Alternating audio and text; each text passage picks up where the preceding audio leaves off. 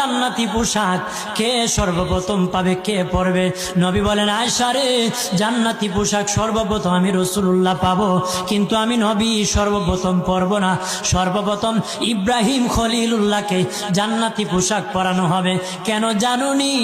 ইব্রাহিম নবীকে নমরুদের আগুনে যখন ফেলে দেওয়া হয়েছিল, দুনিয়ার সব ছেড়ে দিয়েছিল, বাড়ি ছেড়ে দিয়েছিল, সম্পদ ছেড়ে দিয়েছিল, মা বাবা ছেড়ে দিয়েছিল, এমনকি গায়ের জামা যখন খুলে নেয়, ইব্রাহিম কয়েক কাপড় ছেড়ে দিতে পারি, আমার আসমানের মালিককে ছেড়ে দিতে পারি না।